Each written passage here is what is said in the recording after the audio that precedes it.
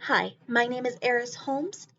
My apologies for the weirdness of how this video is going to be done and how this slideshow is going to be done, but I hope that this will still suffice in the idea for this assignment.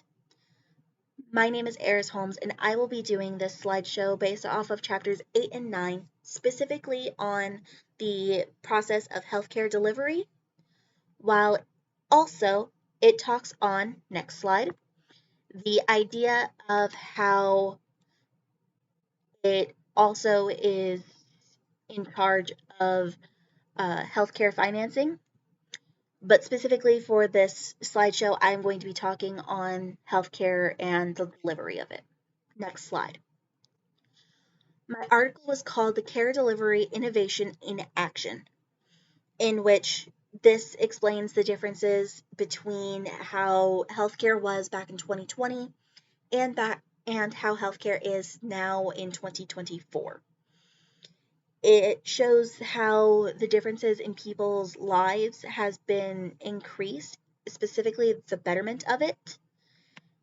And for closer detail, next slide.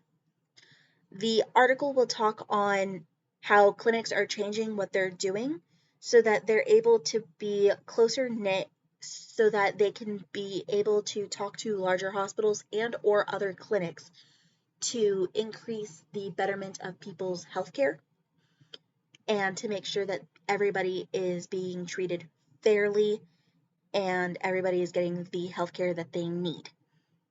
It also talks on the changes that are happening for cancer patients, including the people that don't have to move as far in order to get treatments that they would need to if they lived in smaller rural towns. So instead, they are bringing that technology from larger hospitals into some smaller clinics so that people don't have to move as far away from home. It also allows them to be able to prevent high risk patients from having to be moved, especially seeing as though most high risk patients are extremely medically fragile. Another thing that this article talks on is the closing of care gaps.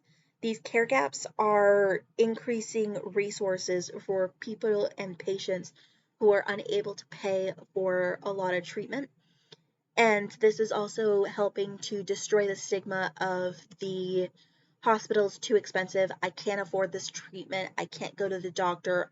I'll just let my body figure it out on its own. So it's to help to try and prevent that from being a main thing that people think about and people talk about whenever they're talking about their own healthcare. Another thing that this article talks on is on veterans and how with veterans they have a tendency to use the VA, which is the long term is called the Veterans Health Administration, in which the VA and also some hospitals are now using certain tools and immersive technology to try and, as they said, transform care.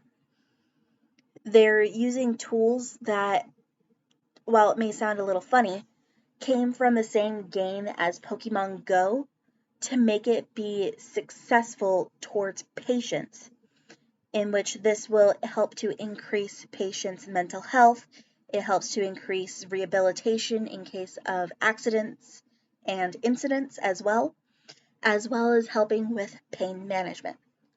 On the topic of pain management, it's also helping to increase people's wellness in such a way that it's allowing people to have their family members be updated on the status of tests and other details of their care to allow people to be able to feel more like they can talk to their family without them messing up the details.